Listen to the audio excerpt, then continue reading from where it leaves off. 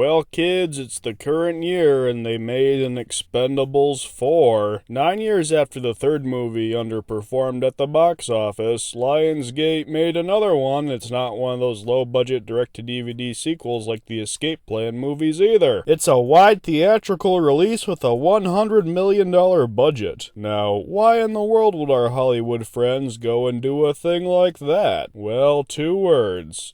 Artistic integrity. Now, just because a movie was a strange financial investment, that doesn't mean it's bad. Is Expendables 4 a solid action movie despite being a money pit? Well, sit down and pay attention. I'm going to present my scientific findings. There will be spoilers, so if you care, you might want to come back later. Part 1. Everyone left. The big selling point for this series has been just how many noteworthy famous tough guys the filmmakers have been able to acquire to be in the films. Indeed, as the series went on, the promotional posters kept getting more crowded with 80s and 90s action stars until we arrived at this monstrosity in 2014. As you can see, we've cut way back on the casting for this one. No Schwarzenegger, no Jet Li, no Bruce Willis, no Harrison Ford. They never did get Steven Seagal, did they? A lot of famous faces are absent, and you know what? This is actually a very good thing. I rewatched the other Expendables movies in preparation for this review, and I have to say that for all this fourth movie's many flaws, which we will get into, it feels the most like a proper movie. These other three, they can be entertaining at times, but they're essentially 100-minute parades of in-jokes and cameos. They often feel like it's just these people hanging out together and not telling a compelling story. In the second one, they take a 20-minute detour to have Chuck Norris show up and tell a Chuck Norris joke.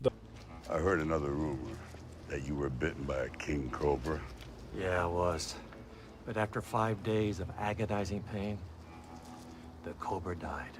The plot twists and contorts in strange directions to fit the maximum amount of cameos and references that they can. With Expendables 4's smaller and less famous cast, it's refreshingly back to basics and contains no overt callbacks to other movies. Moving on to Part 2, picking on Jason Statham. This one is the most Jason Statham-centric of the bunch, and I had a repeating thought while watching this. Why is everyone so mean to him? When we first see him, he's got a new girlfriend named Unstable Megan Fox, and she's screaming at him and calling him names, and then he's off to the bar with Sylvester Stallone, who makes him get in a fight with this small fellow because he lost his lucky ring fair and square in a bet, and now he wants it back. And then we get to the mission where the team is trying to stop bad guys from getting some nukes in Libya, and things go very wrong. Stallone is up in the plane about to be shot down by the bad guys, and Statham abandons the mission to try and save him, but it was to no avail.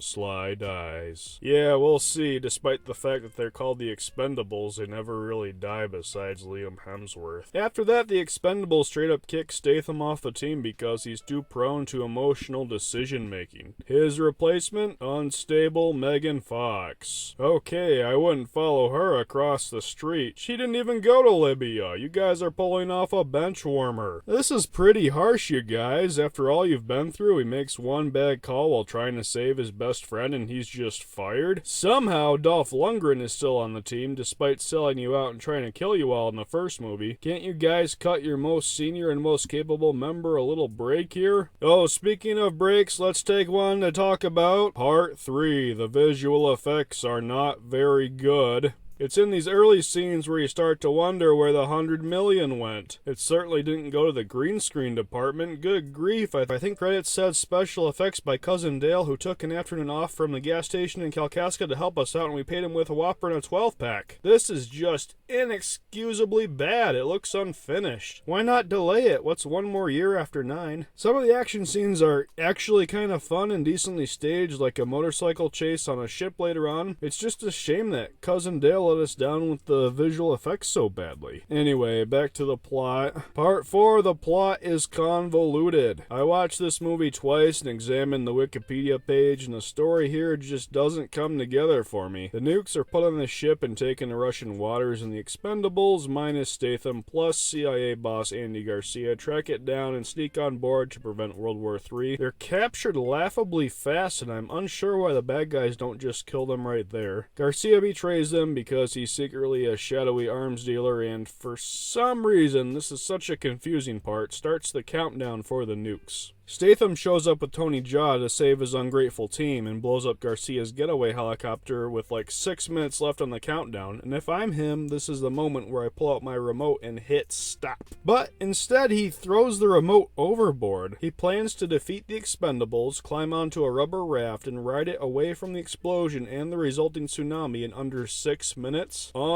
Likely. The ungrateful team escapes with Tony Jaa, and Statham stays behind to sacrifice himself and get the boat turned around. Things are looking grim, and then surprise, Stallone's not dead, and he shows up and he's got a dumb and complicated explanation for it. Hey, wait a minute, why? Part 2, picking on Jason Statham again. Why couldn't you send your good buddy a text that you had to fake your death, or a postcard, or one of those Skyrider airplanes? Not dead. Working on something, love you, bye. Good grief, no respect at all. Part 5, losing your soul. So the good guys sink the ship, and international crisis is avoided, and they all party at their bar in New Orleans despite the property damage they caused there earlier. Now everyone wants to know, and so do we, who the heck was the charred corpse in Stallone's plane at the beginning, if not him? Well, it turns out it was a little guy who beat Stallone in thumb wrestling earlier. Wow, Sly, you lost a bet to him and he was rude to you, so you make him die horribly in a plane crash? That doesn't seem like an eye for an eye. I'm reminded of the scene from the original movie where Mickey Rourke gets emotional.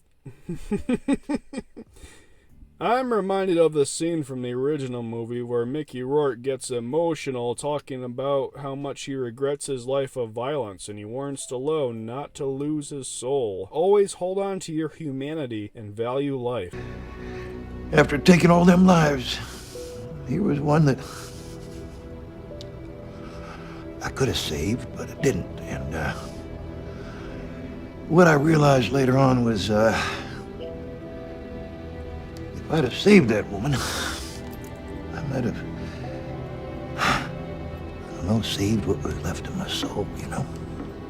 Well, I think it's gone now. No more soul. Alright, kids, to wrap this up, Expendables 4 is dumb, the effects have fallen off drastically, the plot is sloppy, but I will give it this, it is not boring. Some of it's so bad it's good, some of it's genuinely fun. I think overall, it's a bit of a guilty pleasure for me. Maybe it would be for you too. Anyway, I'll be giving it a 5 out of 10.